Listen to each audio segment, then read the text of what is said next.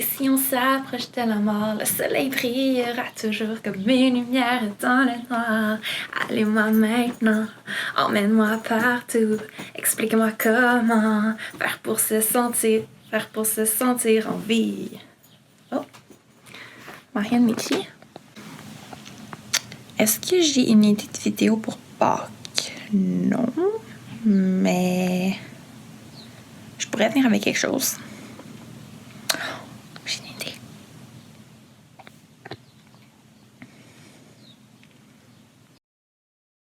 Donc, j'ai donné rendez-vous à Marianne au centre-ville. On va essayer de filmer quelque chose. C'est vraiment une vidéo de dernière minute, mais je pense que j'ai une idée. Je viens de terminer un livre qui s'appelle La guerre des spectacles de Tony Reinke. Reinke?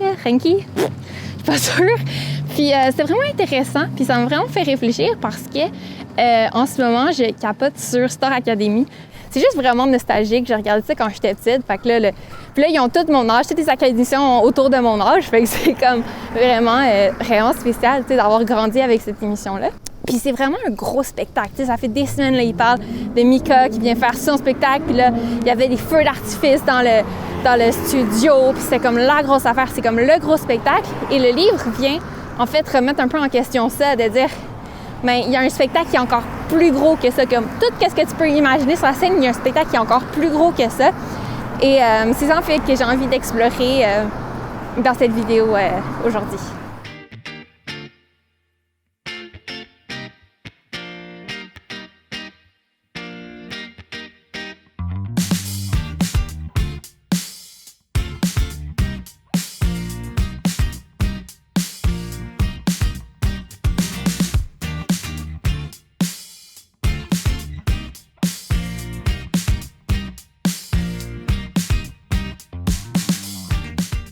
Le livre est super intéressant, entre autres parce qu'il ne condamne pas les spectacles. En fait, il raconte que de tous les temps, il y a eu des spectacles.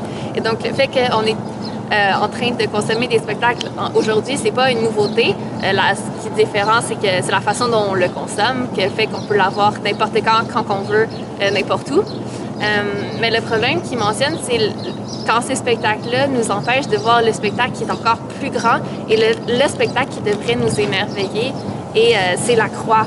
Entre autres parce que à l'époque de Jésus, avec les Romains, la croix c'était un spectacle. La crucifixion c'était un spectacle.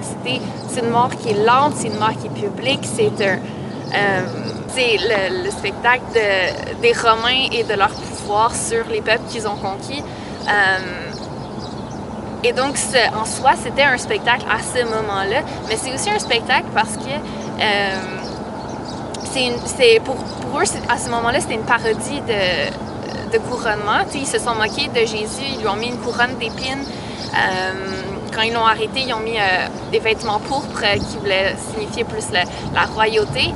Et sur la croix, Jésus a été élevé comme on élève un roi, justement. Et donc, à ce moment-là, c'était une parodie, mais dans le monde chrétien, c'est un vrai couronnement, parce qu'à ce moment-là, Jésus vainc le dernier ennemi qu'il a à vaincre, et c'est la mort. Et donc, tout ça fait en sorte que c'est un spectacle, puis c'est le spectacle qui est le fondement de notre foi. Et donc, c'est pour ça que c'est le spectacle qui doit captiver notre attention à travers tous les spectacles qui nous entourent aujourd'hui.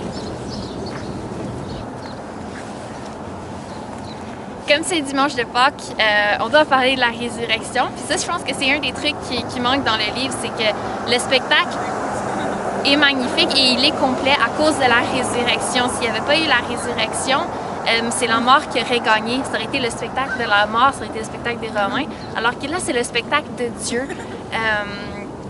Et on se rend compte à ce moment-là que Dieu a tout orchestré dès l'Ancien Testament, puis Jésus même a prédit sa mort et sa résurrection, et c'est ça qui fait que c'est vraiment un beau spectacle. Je peux-tu voir? Ouais.